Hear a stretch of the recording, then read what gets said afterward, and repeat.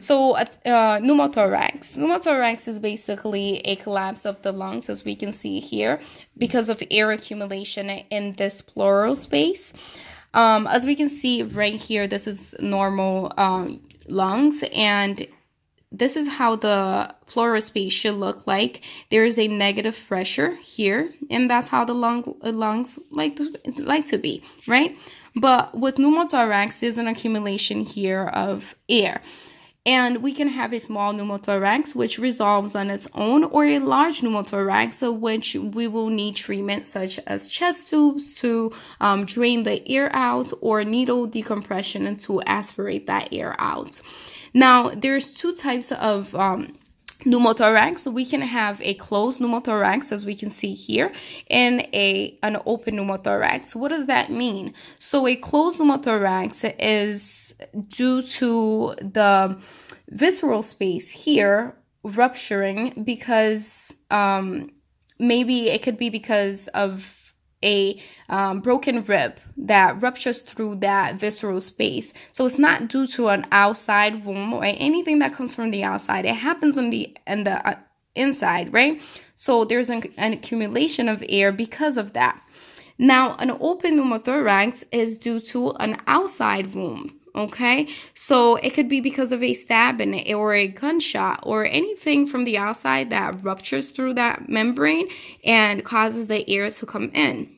Now, an intervention that you want to remember to do when a patient comes in with a pneumothorax, an open one, is that you want to place a sterile occlusive dressing and tape it over the three sides, leaving the fourth side untaped, because you want to allow exhaled air to leave the open space. Why do you want that exhaled air to leave? Because you don't want to cause any other complications if air is not able to leave. The whole purpose of this is because this is air accumulating here that shouldn't be there, and you want it to leave. Now, when it cannot leave, it's called a tension pneumothorax, when there's no space for that air to leave. And this is a complication that you don't want to see. It's a medical emergency, and it leads to intrathoracic pressure, which compresses on the unaffected lungs and the unaffected lung here, and also on the heart, causing the trachea to deviate, the heart to deviate, esophagus and the vein vessels here also go to deviate to the unaffected side.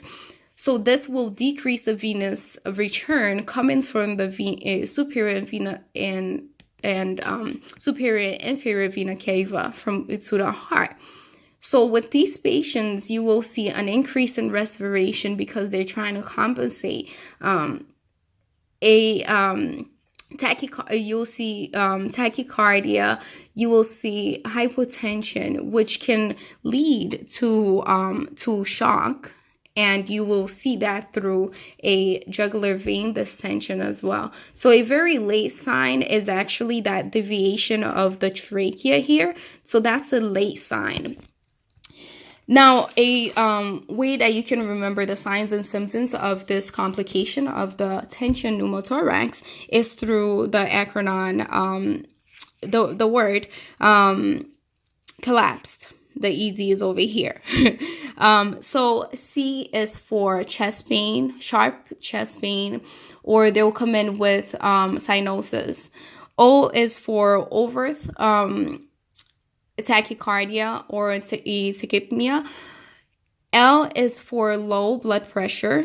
This other L here is for low O2, lower than 90%. A is for absent breath sounds in the collapsed side. P is for pushing trachea, the deviated trachea here. S is for subcutaneous emphysema, and you will see that through a crushing sound when you palpate. And E is for expansion of chest, unequal. And D is for dyspnea. They will have difficulty breathing. So you really want to assess that patient, elevate their head, put that dressing in if it's an open womb, your vital signs, and assess for rise and fall of the chest.